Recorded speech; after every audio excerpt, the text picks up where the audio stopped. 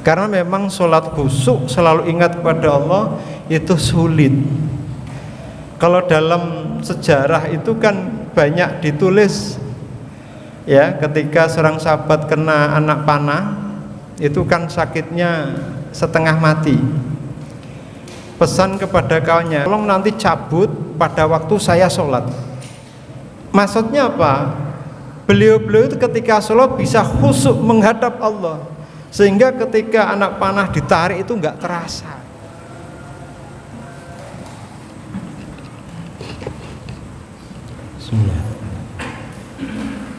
Assalamualaikum warahmatullahi wabarakatuh. Alhamdulillahilladzi anzala sakinata fi qulubil mu'minin liyazdadu imanan ma'a imanihim. Asyhadu an la ilaha illallah al-malikul haqqul mubin wa asyhadu anna Muhammadan abduhu wa rasuluh shadiqul wa'dil amin. Allahumma salli wa sallim wa barik ala sayyidina Muhammadin wa ala alihi wa sahbihi ajma'in. Al-qail bi kitabil karim, a'udzu billahi samil alim minasyaitonir rajim. Wa laqad atayna Luqmanal hikmata an yashkur lillah wa may yashkur fa innama yashkuru li nafsihi wa man kafara fa innallaha ghaniyyun hamid. Shadaqallahul azim. Amma ba'd. Masalah hadirin wal hadirat, Bapak Ibu jamaah salat Isya dan tarawih yang kami muliakan, insyaallah dirahmati oleh Allah Subhanahu wa taala. Tertulis bahwa pada malam hari ini judul yang akan disampaikan adalah makna syukur. Kita menyadari bahwa sebagai umat manusia Allah telah menyebutkan dengan berbagai hal yang ada dalam Al-Quran. Manusia termasuk khuliqa haluan, manusia yang serba ngewoi. Khuliqa dhaifan, manusia yang serba lemah, banyak kekurangan dan sebutan-sebutan kekurangan lainnya.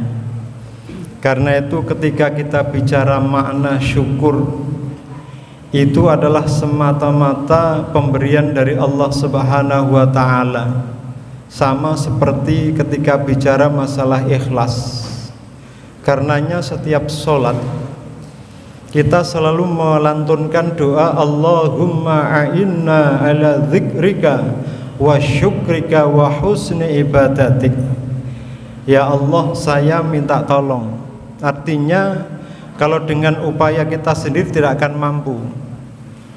A'inna ala dzikrika, ya Allah tolonglah, bantulah aku agar supaya bisa zikir kepadamu. Wa syukrika, dan senantiasa bersyukur kepadamu. Wa husni ibadatika, dan senantiasa memperbaiki ibadah kepadamu. Tiga permohonan ini selalu kita mohonkan kepada Allah, karena memang kita tidak akan mampu. Jangankan dalam kehidupan 24 jam, pada waktu sholat saja seluruhnya kita tidak akan mampu untuk bisa zikir kepada Allah atau ingat. Mulai dari takbir sampai salam, hanya berapa persen yang bisa kita gunakan untuk mengingat kepada Allah. Tanpa pertolongan Allah mustahil kita bisa ingat kepada Allah. Fadhkuruni adzkurkum.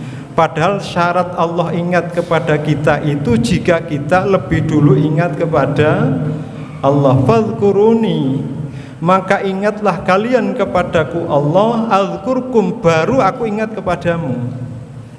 Mafhum mukhalafahnya, kalau manusia lupa kepada Allah, pasti Allah melupakannya. Oleh karena itu zikir ini adalah harus kita dawamkan, kita latih setiap saat, baik dengan lisan maupun dengan hati. Apapun bacaannya, apakah tasbih atau di bulan suci Ramadan itu ada bacaan khusus yang diminta Sayyidatina Aisyah, terutama di sepertiga terakhir Ya Rasul, apa yang harus saya baca ketika nanti kita menemui malam kemuliaan? Allahumma innaka afuwun tuhibbul afwa fa'fu anni. Itu adalah bentuk dari zikir kepada Allah. Allahumma, ya Allah, innaka, sesungguhnya engkau afun, maha pemberi maaf, tuhibbul afwa, senang berikan maaf, fa'fu anni, maka maafkanlah aku. Ini sebagai bentuk dari ingat kepada Allah, dan ini langsung diajarkan Allah, diajarkan Rasulullah kepada Sayyidatina Aisyah. Mungkin ada pertanyaan, Pak, perbedaannya apa? Kok ada fa'fu anni dengan istighfar? Sama-sama minta ampun, astaghfirullahal azim. Itu bagian dari zikir, juga minta ampun kepada Allah. Berbeda. Istighfar itu minta ampun ke Allah, tapi catatan amalnya masih ada. Nanti di akhirat masih ada, tapi sudah diampunkan oleh Allah. Nanti akan diberikan catatan itu kepada Allah. Hamba itu akan dipanggil, apakah betul kamu melakukan ini? Betul ya Allah, ini betul. Dulu kamu pernah mencuri, betul ya Allah. Semua itu catatannya masih ada, diampuni oleh Allah. Kalau afuun, sama, melakukan kesalahan tetapi dibusek. Tahu dibusek enggak? Disetip. Jadi kesalahan-kesalahan yang dicatat malaikat atid itu dibusek, dihapus oleh Allah sehingga hilang keburukan-keburukan kita. Itu kalau afun. Maka untuk mendapatkan maaf dari Allah itu sangat berat, khusus di malam Lailatul Qadar, yaitu malam ganjil 10 terakhir nanti di bulan Ramadan. Jadi tidak setiap kita mampu untuk melakukannya. Kemudian yang kedua, kita minta tolong kepada Allah, wa syukrika, ya Allah, berikan kami rasa syukur. Syukur itu terima kasih, matur nuwun kepada Allah, mengakui segala bentuk nikmat Allah, kemudian bertekad untuk menggunakan nikmat itu kepada hal-hal yang diridhoi oleh Allah. Kita diberikan umur panjang, maka kita menjadi orang yang terbaik jika umur itu mampu kita gunakan untuk beramal yang baik. Maka Nabi menyatakan khairun nas mantola umruhu wa hasuna amaluhu. Sebaik-baik manusia itu jika diberi umur panjang dan mampu untuk menggunakan umur itu berbuat kebajikan. Diberi umur 60, 70, mungkin sampai 80, bisa jadi sampai 90, dan itu semua digunakan untuk kebaikan. Setiap nafasnya tasbih, setiap gerakannya adalah berbuat kebajikan, bersedekah, dan seterusnya. Jadi syukur ini adalah bentuk terima kasih kepada Allah. Rasulullah telah memberikan contoh bagaimana beliau bersyukur kepada Allah, yaitu setiap malam beliau itu selalu qiyamul lail, melakukan sholat tahajud. Itu bentuk syukur beliau. Maka ketika ditegur oleh istrinya Sayyidah Aisyah, ya Rasul, jenengan itu kan hamba Allah maksum, ibadahnya luar biasa, tapi kenapa masih sholat semacam itu, tidak ada waktu untuk istirahat? Beliau hanya menjawab, afalan akun abdan syakuro, apakah tidak boleh aku menjadi hamba Allah yang bersyukur? Jadi makna syukur oleh beliau itu adalah ziyadatul ibadah, bertambah-tambah ibadahnya. Semakin sepuh semakin rajin ibadahnya, semakin sepuh semakin tambah-tambah ibadahnya. Sholatnya semakin dikencengi, baik itu wajib maupun rawatibnya. Baca Qur'annya semakin dikencengi, semakin ditambahi, kekurangannya ditutupi. dan seterusnya. Ini makna syukur. Jadi syukur itu berterima kasih kepada Allah, dan berikutnya ia akan menambah terus amal ibadahnya. Sebab kata Nabi, jika kita ibadah itu tidak bertambah, hari ini sama ibadahnya dengan kemarin, itu kata Nabi khusronun, termasuk orang yang rugi, karena ibadahnya tidak ada peningkatan. Yang terbaik bagaimana? Hari ini lebih baik dari kemarin. Mangkana yaumuhu khairon min amsihi fahuwa rabbih. Barang siapa yang ibadahnya hari ini lebih banyak, lebih baik dari kemarin, maka sungguhnya mereka itulah orang yang beruntung. Dan yang ketiga, kita minta tolong kepada Allah agar senantiasa husni ibadatik, bisa mempersembahkan ibadah yang terbaik. Bagaimana ibadah yang terbaik? Maka pangkal dari ibadah nanti di hari kiamat itu yang akan pertama diperiksa Allah itu adalah masalah sholat, karena itu merupakan tiang agama. Jadi telapak kaki manusia pada hari kiamat nanti tidak akan melangkah sehingga mendapatkan pertanyaan dari Allah. Pertanyaan yang pertama itu adalah masalah sholat.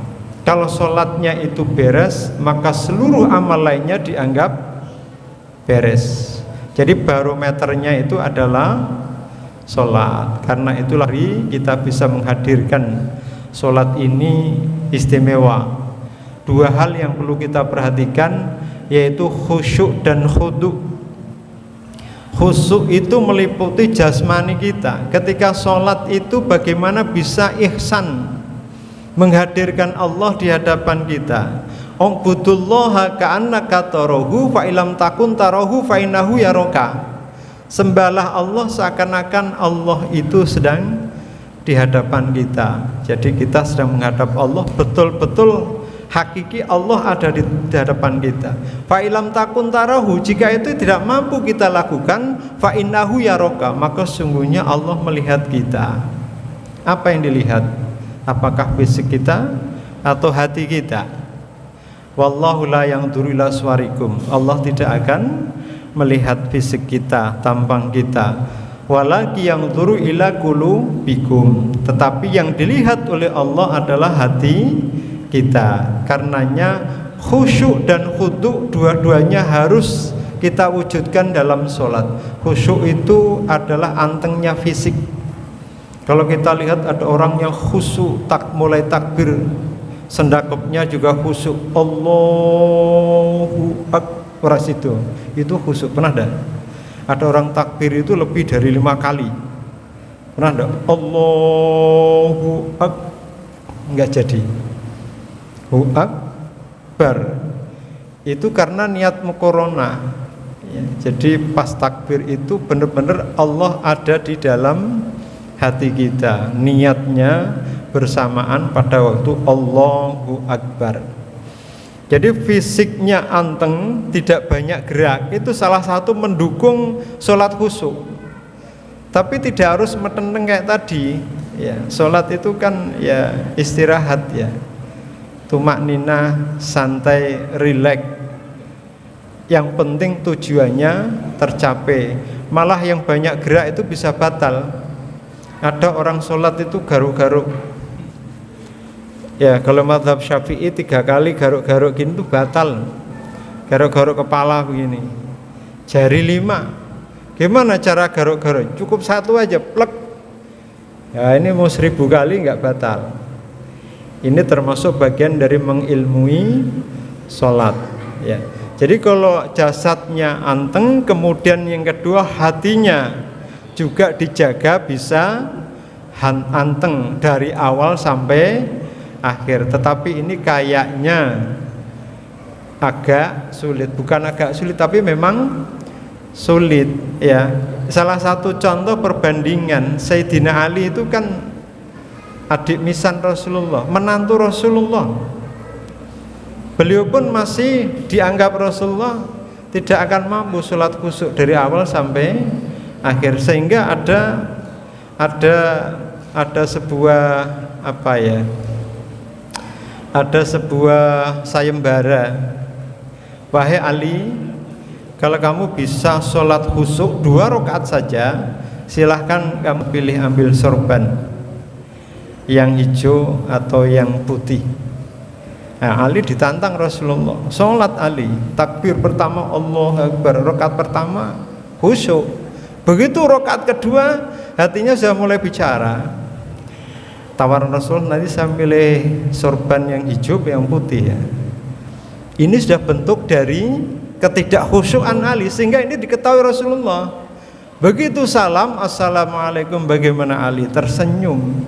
Karena memang sholat khusyuk, selalu ingat kepada Allah, itu sulit. Kalau dalam sejarah itu kan banyak ditulis ya, ketika seorang sahabat kena anak panah, itu kan sakitnya setengah mati. Pesan kepada kawannya, tolong nanti cabut pada waktu saya sholat. Maksudnya apa? Beliau-beliau itu ketika sholat bisa khusyuk menghadap Allah, sehingga ketika anak panah ditarik itu nggak terasa. Coba kalau kita bandingkan sekarang, jangankan anak panah, nyamuk saja sudah kita ngolat-ngolat gitu. Digigit nyamuk 1 apalagi 2 ya. Jadi begitu dhaifnya manusia ini, tidak punya daya dan kekuatan illa billah, kecuali dari Allah Subhanahu wa taala. Itu saja ya, semoga Allah berikan pertolongan kepada kita semua, senantiasa zikir, ingat kepada Allah, syukur atas nikmat-nikmatnya, dan memperbaiki amal ibadah kita. Demikian, hadanallahu ajma'in. Assalamualaikum warahmatullahi wabarakatuh.